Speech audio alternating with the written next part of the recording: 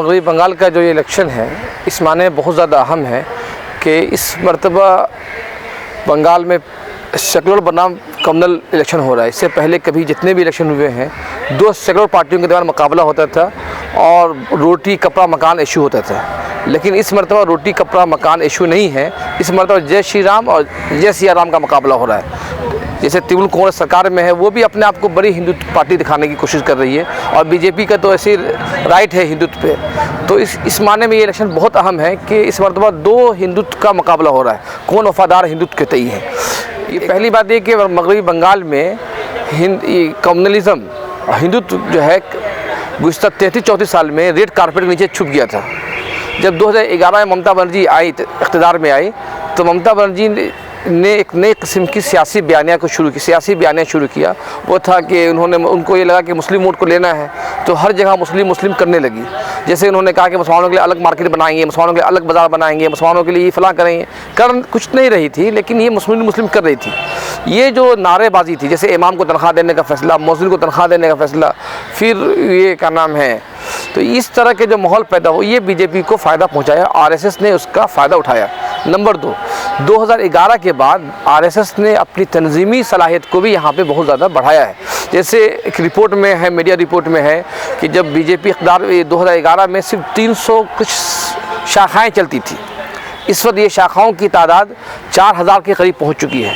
इसी तरह से ये बजरंग दल के जो बंगाल के जो लीडर हैं जिष्णु बोस, उन्होंने एक इंटरव्यू में बतलाया है कि यहाँ पे 11 में हमारे पास सिर्फ 500 या 700 मेंबर थे, इस वक्त इनके मेंबरों की तादाद 5000 के करीब पहुँच चुकी है। नंबर 2, बीजेपी ने जो सोशल इंजीनियरिंग भी किया है।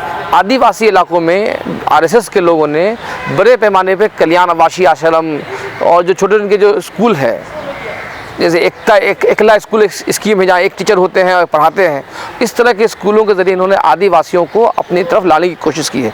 जैसे एक जर्नलिस्ट ने वाशी कल्याण आश्रम का जिक्र किया है कि वहाँ पर किस तरह से संस्थालियों को बीजेपी ने अपनाया। इसी वजह से 2019 का जो इलेक्शन दिखेगा, जो बीजेपी को जो कामयाबी मिली है वो कबायली इलाके में मिला है।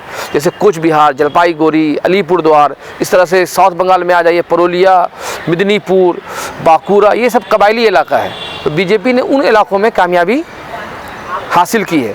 तो बीजेपी ने सोशल इंजीनियरिंग भी किया ये, और बंगाल पहली मर्तबा किसी भी पॉलिटिकल पार्टी में गैर ब्राह्मण लीडर बना। जैसे ममता बनर्जी ब्राह्मण, अब सीपीएम में जो लोग रहे हैं ब्राह्मण, खुद बीजेपी में जो लोग रहे हैं ब्राह्मण, लेकिन बीजेपी ने 11 के बाद सोशल इंजीनियरिंग करते हुए दिलीप घोष को, जो मिदनीपुर से आते हैं और बैकवर्ड क्लास से आते हैं, उनको पार्टी की कमान देकर जो पहली मर्तबा जो बंगाल को जो बैकवर्ड क्लासेस कभी भी सियासी ऊपर नहीं रहे, उनको आगे कर बीजेपी ने सोशल इंजीनियरिंग करके फ़ायदा उठाया। इसलिए ये कहना कि सिर्फ ममता बनर्जी जिम्मेदार है, ये भी सही बात नहीं है।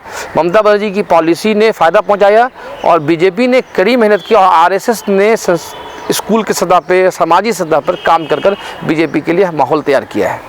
मैं एक मिसाल देना चाहता हूँ। 2016 में बीजेपी को 3 सीट मिली थी और रिजल्ट के चंद महीनों बाद ही ये कलकत्ता में एक बीजेपी वर्करों की एक मीटिंग हुई, जिसमें अमित शाह पार्टी के सदस्य की हैसियत से आए। तो उन्होंने पार्टी संस्था के बारे में बात करते करते मीटिंग ख़त्म होने लगी तो एक बीजेपी वर्कर ने कहा कि सर आपने तो ममता के खिलाफ एक लफ्ज़ भी नहीं बोला है। तो अमित शाह का जवाब जो है वो बहुत अहम जवाब, वो बोलते हैं कि ममता के खिलाफ बोलने की ज़रूरत नहीं है, ममता खुद हमको इशू देती चली जाएंगी और वो इशू होगा जो हम उनको यूज़ कर लेंगे। तो उनका इशारा यही था कि ममता जिस तरह से प्रोटेस्ट कर रही है, हिंदू मुस्लिम आइडेंटिटी प्रोटेस्ट कर रही है, वो हमें फ़ायदा पहुँचाएगी।